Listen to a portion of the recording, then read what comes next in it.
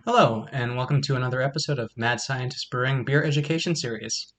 In today's episode, we're going to talk about sensory evaluation, or how to interpret the flavors, aromas, and other aspects of the beer that you're drinking.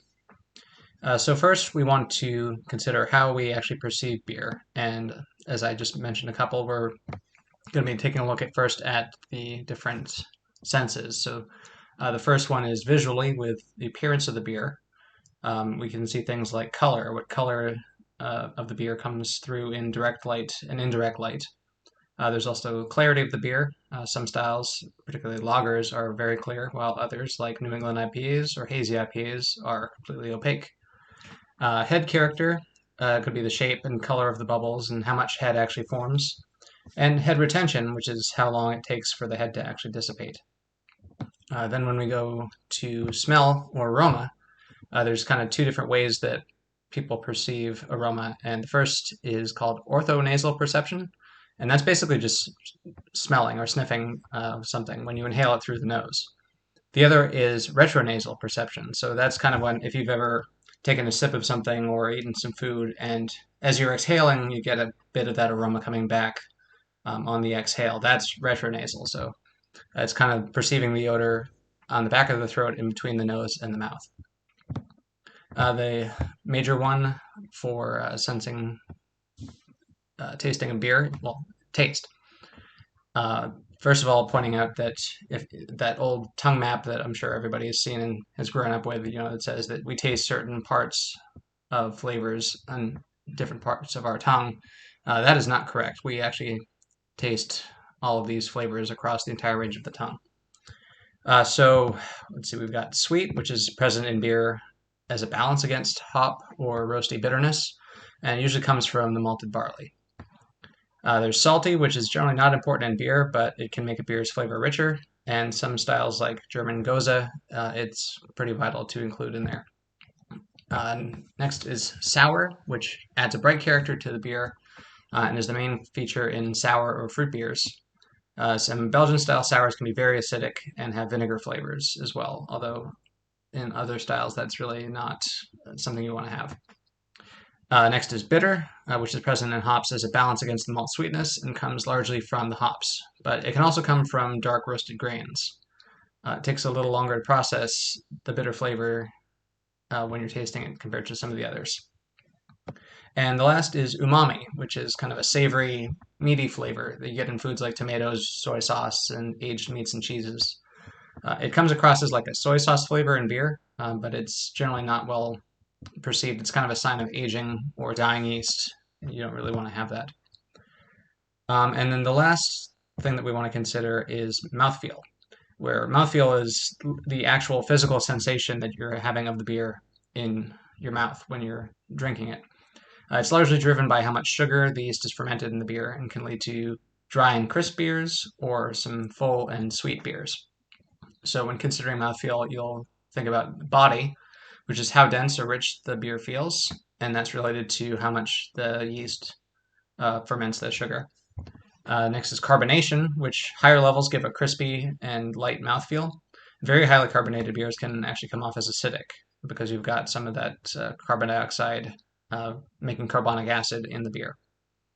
Another one is astringency, which is a dry, mouth-puckering sensation like a really strong tea that's steeped too long or red wine. It's really inappropriate for beers that don't have a very dark roasted malt or high hopping levels and can artificially make the beer feel a little thin. There's also creaminess that's found in beer that has residual sugar and proteins after fermentation, particularly things like lactose, things like oats or flaked barley, or in beers like dry Irish stout that's been nitrogenated. It gives a very thick and silky mouthfeel when you're drinking it. Not very often seen is also spiciness, which some beers, if you have something like a chili beer, can create a sensation of heat, even if it's not actually hot itself. You're still feeling that in your mouth. And then lastly is alcohol warming, which is a feeling of warmth in the throat that comes with high ABV beers.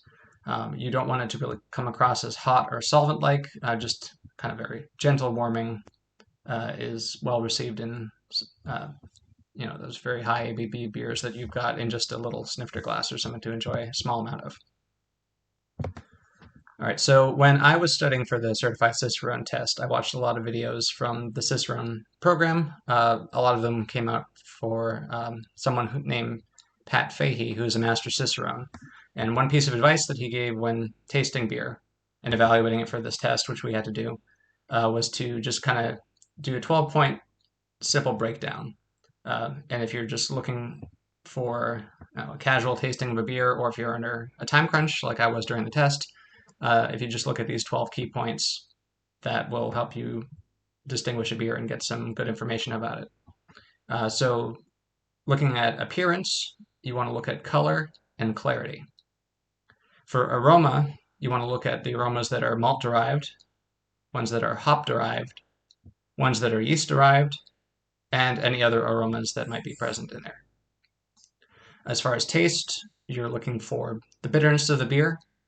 You want to try to find some residual sweetness if there is, and then either acidity or saltiness. And then lastly, with mouthfeel, you want to test the beer's body, the carbonation, and the alcohol warming. So I had already included those in all the other ones that I mentioned at the start of the list, but those 12 are kind of the key ones that you can really use to differentiate between different beers, or just get a really good impression of what you're tasting if you're just doing a more casual tasting sitting at the bar. So considering evaluation techniques for how you actually want to take your test of this beer and get to know more about it. Serving temperature is important. You don't want to have a cold beer necessarily because it doesn't release as much of the aromatics and can numb your tongue when you're drinking it. If you take the beer and have a sip of it at the start of it and then wait a few minutes and taste it again after it's warmed up a bit, you'll start to get some different flavors and aromas emerging because the beer is warmed up a bit. So starting off, you want to assess the beer's flavor. Starting off, you want to assess the beer's aroma. Generally, as soon as you get it, because there are some smells that are very volatile and they disappear right away. So you want to get a good smell of it right when you get it. You want to cup the glass in your hands to warm it slightly to release more of the aroma, and even swirl the beer slightly to release those aroma compounds. You can, if you need to, smell yourself, just like in your elbow or your corner of your nose, like that, to kind of reset your nose between samples, because if you're just smelling beer over beer after time, it can kind of make you numb to any of these smells. You want to have short and quick sniffs that are more effective than the long sniffs. Some people will hold it 6 to 8 inches away to get kind of what they call a distant sniff. It can provide some different aromas and give insight to how intense the aroma of it actually is. If you want to really concentrate it, you can just cover the glass up and do like a covered sniff.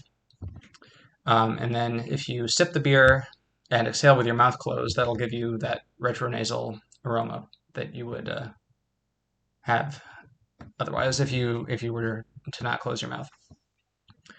If you want to try to correlate the smell of the beer with other aromas, that can help to give you some insight. If you're thinking of a word and you can't quite think of it, if you try to trace that back to other aromas, you might get something that's going to line up more and get to what actually you are meaning to say this is. All right, next you want to assess the beer's appearance. So look at the color from different angles. You can get different tints of it, especially in dark beer.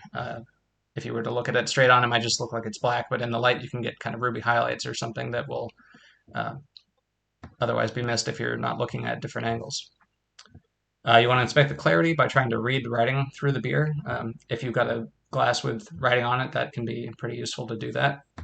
And if you're paying attention to the head, look how long the head lasts, as well as the color and the size of it, and if there's lacing left on the glass, which is the little streaks of foam that look like lace as you are proceeding to drink the beer. Next, you want to assess the beer's taste. So sip the beer and let it linger in your mouth for a little bit. Don't swallow it, but just look for some basic flavors that you would notice right away just from it sitting there, as well as any acidity or salinity from the beer. You want to try to correlate the taste of the beer with any other food aromas or flavors that might help you kind of get an idea of what flavor word descriptor you're looking for. And then you want to assess mouthfeel. So you let that sample sitting in your mouth to assess its carbonation and its body, and any other feelings you might get while it's in the mouth. And then swallow the beer and allow for any alcohol warming in the back of your throat, if there is any. Lastly, with aftertaste, if you, after the sip, see if there's any other flavors that linger. Sometimes you can get some interesting bitterness or hop flavor or aroma come off the back. Sometimes you get some unwanted flavors that are worth taking a note of as well. All right, so that's kind of a quick overview of sensory evaluation. I did not have a beer with me to do this because I figured that would take too long. So I think I'm going to do a separate short video follow-up where I'm actually going to go through all of this with a beer in hand. I just need to find a good one, and I think I have one in mind. So I will catch up with everyone again in the next video. And until then, cheers.